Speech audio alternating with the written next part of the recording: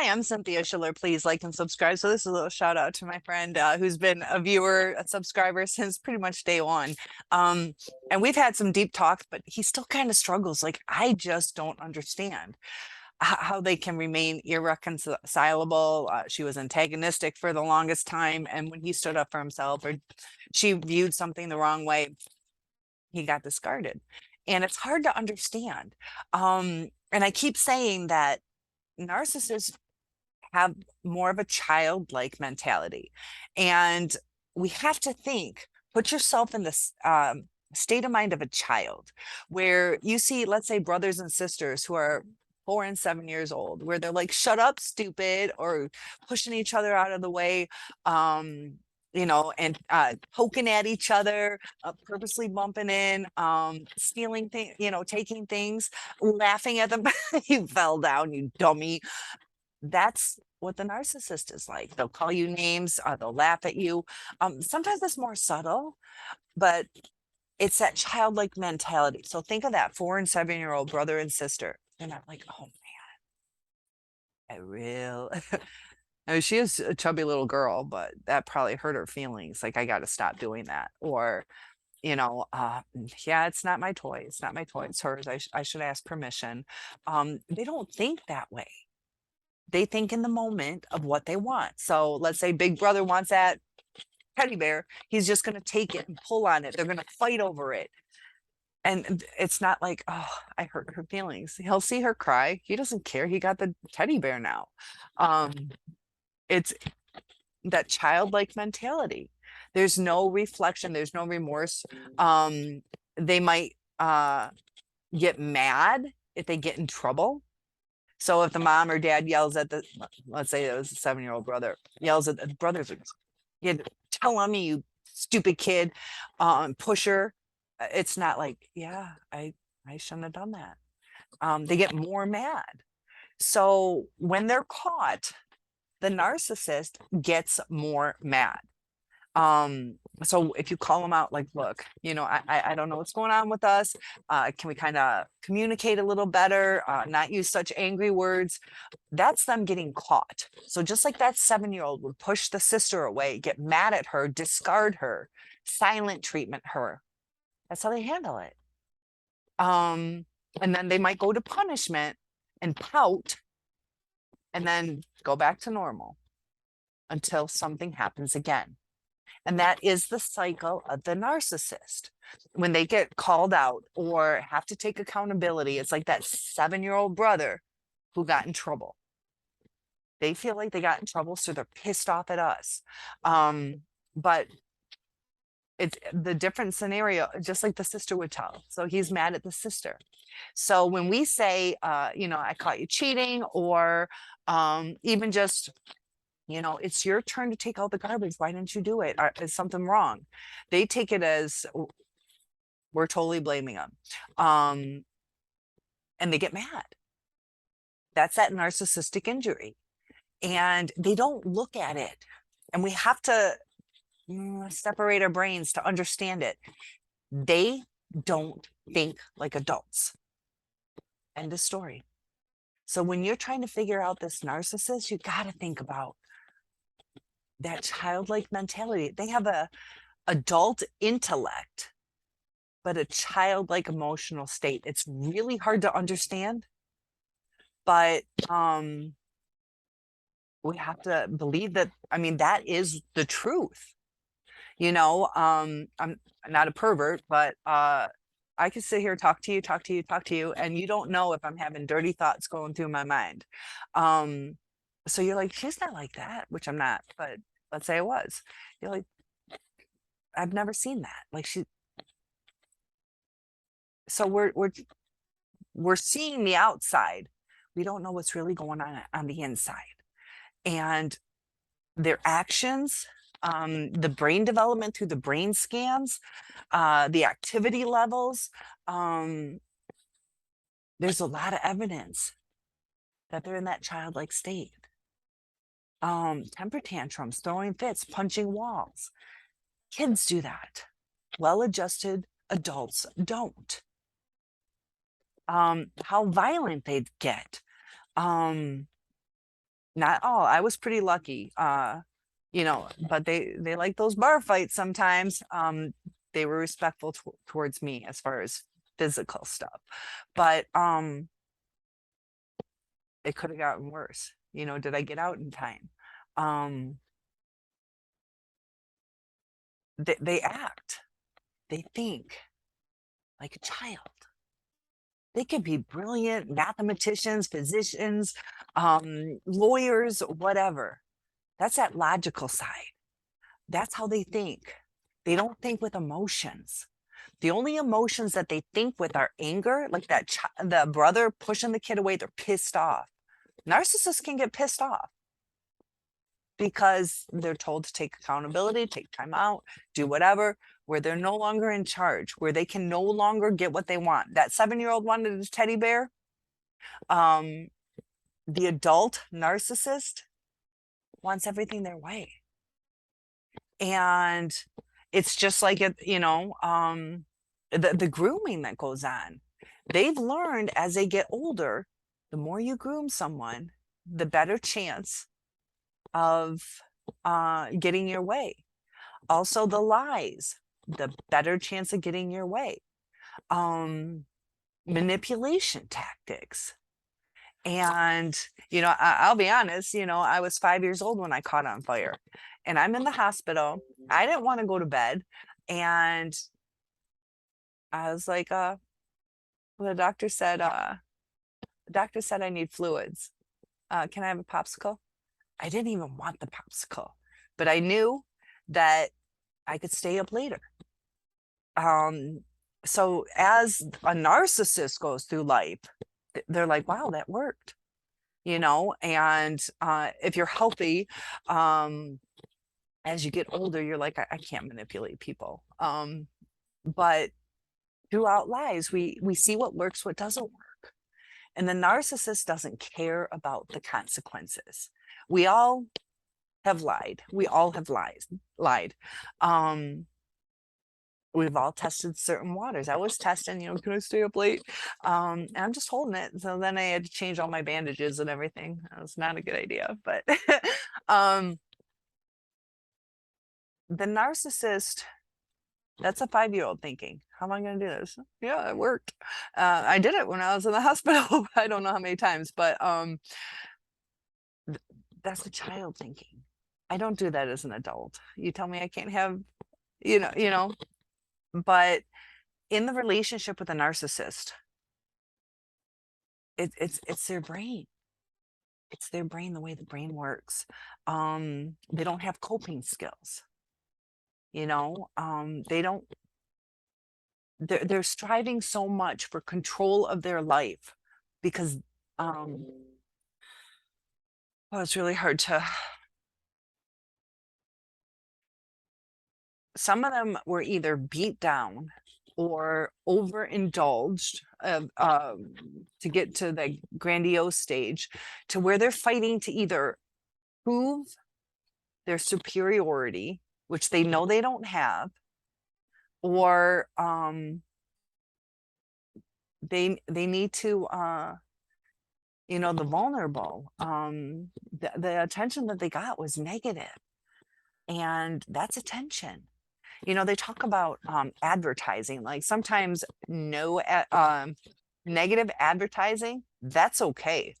Let's say right now, there's some talk all over YouTube, like, oh my gosh, did you see Cynthia? Like her hair got fried. She tried to color it green and it all fell out. So people are like, wait, what? And so they're like looking and searching, and I got all these views, and I don't care if people are laughing at me. I'm famous. And that's what the narcissist is like. They don't care what gives them the attention. They just want that attention, like they're famous. And sometimes my viewer that I'm talking about, it's like, how could she post such vulgar things? She says that she's a Christian, and she's pretty much posting kind of raunchy stuff or inappropriate stuff that hurt other people's feelings, not thinking about how the post that she put could hurt even her own child, who's a grown man. But it's like little brother and sister just ha ha, and they see it as funny, or just like my daughter, when she was a little girl, she's like, how can I swear? Huh. I bet there's a way. Mom, is bitch a bad word? Yes, it is. That worked. Is ass a bad word? And she just like started going through all these words because she wanted to swear. It's kind of like they want that little shock and awe, um, and what they can get away with.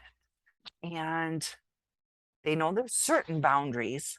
Like my daughter knew there were certain boundaries. And I'm just saying it because of the childlike mentality. So the narcissist might try little things. They try little things, until they break down our boundaries. Like if I reacted different to my daughter, like, hell yeah, bitch, bitch is a bad word. To where she's like, oh, mom might be okay with this. And she could tell by my reaction, like, whoa, can't do it. Can't do it in front of mom. The narcissist thinks like a child. They'll test the waters, they'll push down boundaries, they'll throw temper tantrums.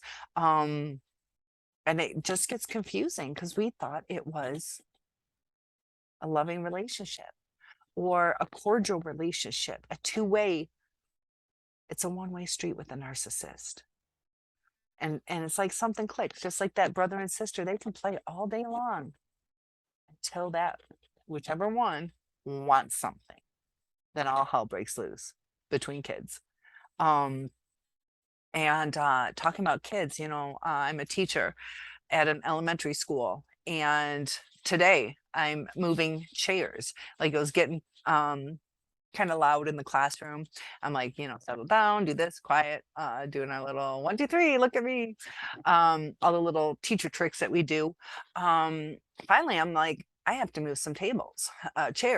And so I'm moving kids. And by removing one child, and I'm talking about the butterfly effect, I moved one child, started to get really quiet. They knew I was serious. And another kid talked, and I moved that kid. So by removing the problem, I had a fantastic class. So then you could leave the situation as it is, all hell would break out. And that's the same with our narcissist. You leave them in the environment that is flourishing this toxicity, it's going to resurface. And even though I moved the talkers, that was just today, but they could, if I kept those as assigned seats, reestablish friends with these new tables that they're at. And the problem's going to happen all over again. They just didn't have those relationships built with the other kids I put them with. But what is it? Necessity is the mother of invention, or whatever it is, where they're going to latch on to those kids if I kept them in those tables, develop relationships, and act out again. Move them again in a month. They're going to get quiet. And then they're going to develop relationships, act out again. I guarantee it. And that's the same with our relationships with our narcissist. Is they go table to table, new supply to new supply, conforming. The kids at the new table that I moved, they don't know if they can kick the other kid yet, or tap them, or get loud. They're testing the waters. So it seems like they're a really good kid today. Are they going to be that way for the rest of the school year? They're going to go back to who they are.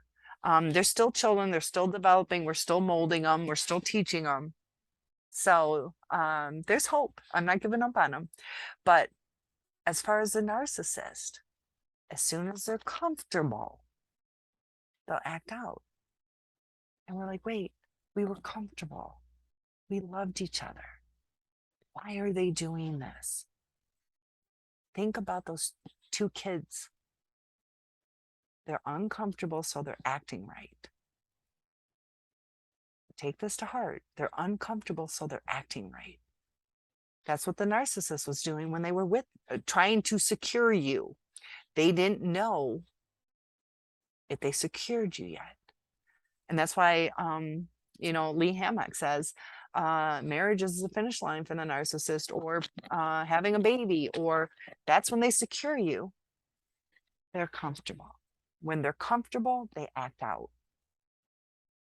If you notice, if you want proof on that, everybody comment below. My feed will be blown up if you guys do this. When you're about to leave or things are about to break up, they become uncomfortable. And that's when they're like those two kids at the table. I gotta do things the right way. As soon as they're comfortable again, they're going to act out. It is a cycle.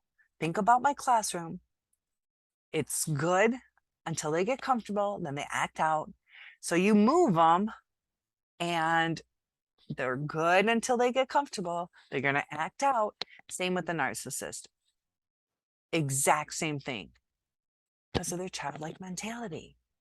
They're not like, yeah, I got to get it together. I got to get it together, settle down. It's going to resurface because they're impulsive. There's differences in their brain activity. There's damage between the neurons and the neurotransmitters on the communication with dealing with empathy.